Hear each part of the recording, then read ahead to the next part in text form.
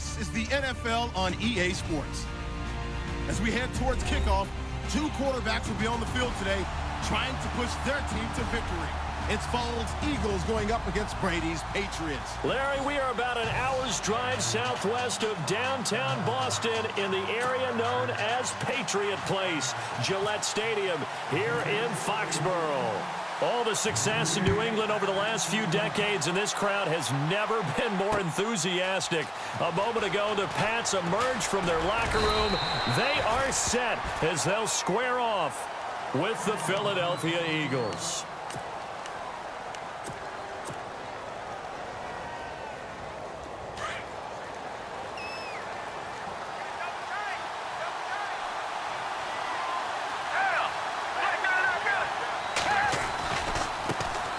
Now it's the Boise State alum, Jay Ajayi. And he'll take this one up close to the 25-yard line. 2 yards on the pickup there. It'll be 2nd and 8. Well, if the coaching staff's doing a good job upstairs, they'll file away what they just saw from the defense right there. They sold out to stop that running play. I'd say keep that in mind. They want to try that again, go play action, hit them over the top. And he's got Rome. And they're able to get this one across the 35. A nice pickup there of 11 yards, and it'll move the sticks. So here we go, 1st and 10 now.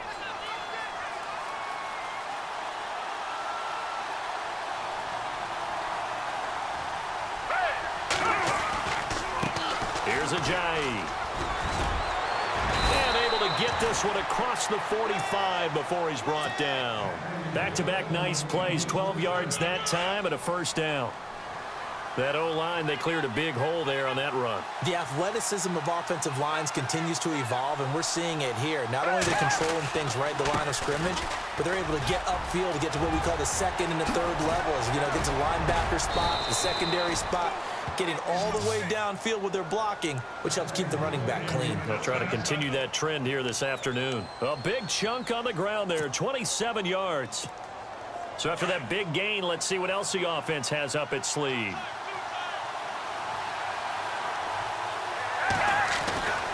Foles. Blitz coming, and down he goes. David Harris leading the surge there. He drops him for a loss of 6. Now, we talk about players blitzing all the time. I often laugh and sometimes call it just straight-ahead pursuit. What a running start right back to the backfield for him. Yeah, it really didn't give anybody a chance to get up there and stop him. No, I mean, that's really, really difficult. You're asking a whole lot anyway, but when he gets that kind of a start and comes through clean, oftentimes the advantage definitely goes to the defensive player. It's a gain of 9 yards. And just like that, it's 3rd down.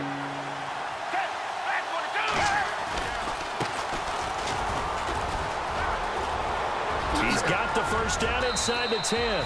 And he's able to pick up the 1st before he's brought down inside the 5 at the 4. They're able to convert on 3rd down, and that sets up a 1st and goal.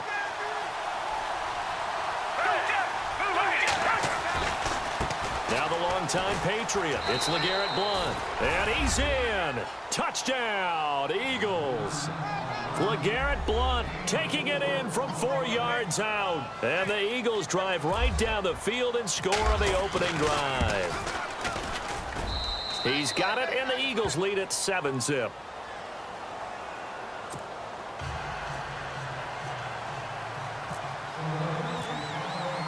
Elliott now to kick this one away. That'll be taken in the end zone. And he'll take it back to about the 19-yard line.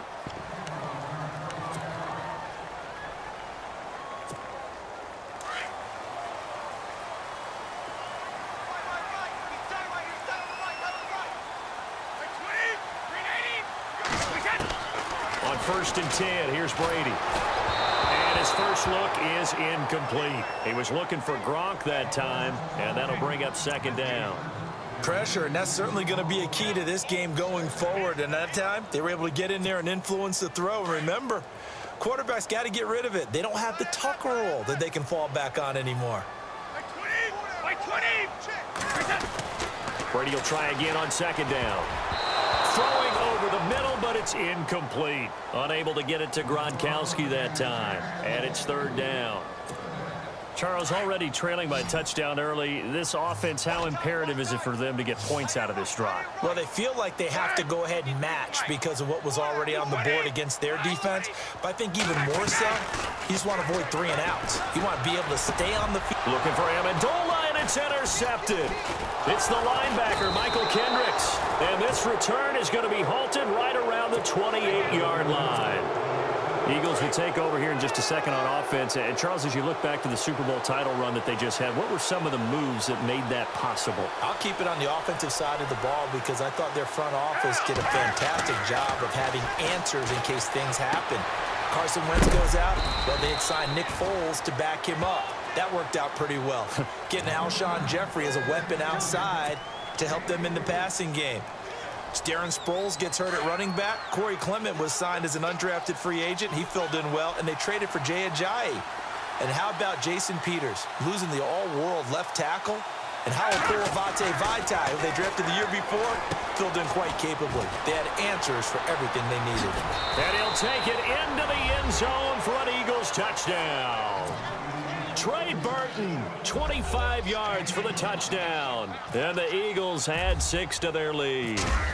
It used to be that if you were a big wide receiver and the coaches wanted to make you a tight end, you resisted the move. Now it's almost a glamour position because they have the mismatch advantage. Are you going to cover them with a linebacker? They're probably faster. A defensive back? They're going to be bigger. Tight end is the new big-time position.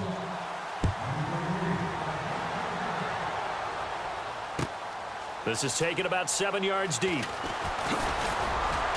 And the decision to bring it out will cost him about 5 yards as he'll get this only back to the 20. The runner-up New England Patriots offense back onto the field. And I wanted to get your thoughts on the offense for this crew as they go into 2018. How do they stack up, Charles? Typically, New England, pretty darn stable. One of the goals going into the offseason was to try and hold on to running back Dion Lewis because coupled with James White, that's a heck of a tandem. Of course, the big fella, Gronk. You know, you find him another all-pro year in 2017. And remember, before 2017 began, they picked up Brandon Cooks in a trade at wide receiver. That paid off in a big way. He had his 3rd straight 1,000-yard season in the NFL.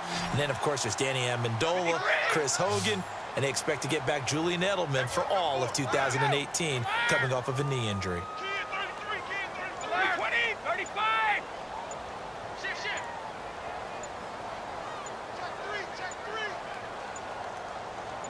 Snap comes at 1, and it's Brady. It's caught left side by Cooks. And able to get this one across the 45 before he's brought down. That'll be a New England first down, a gain of 12. When you're struggling on offense, you're looking for anything possible to get you going. Sometimes you do it like basketball teams that don't normally press. You put a press on, bring people to life, make them move a little bit quicker. Maybe that'll help them as they head towards the half.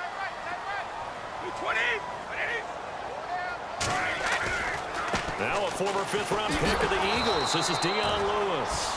And this time the yards won't come so easy as they'll, in fact, tackle him behind the line.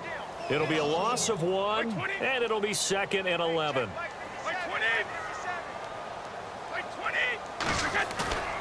Now a play fake. Brady.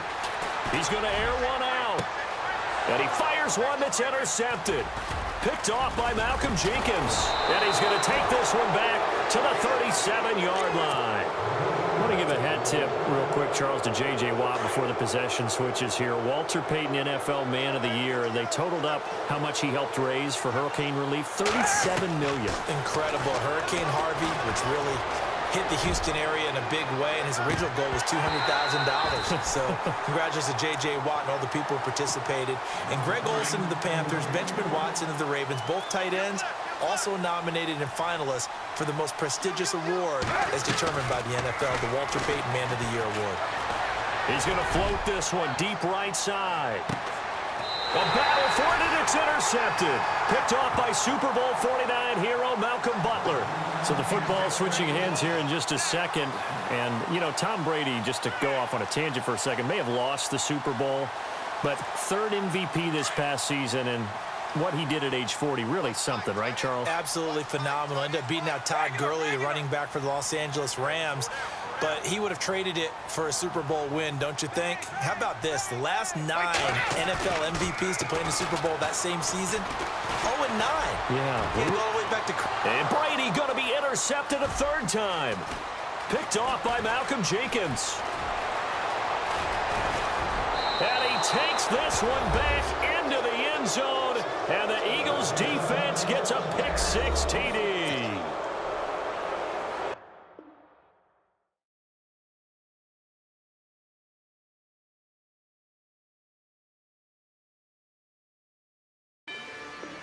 Rather you than me.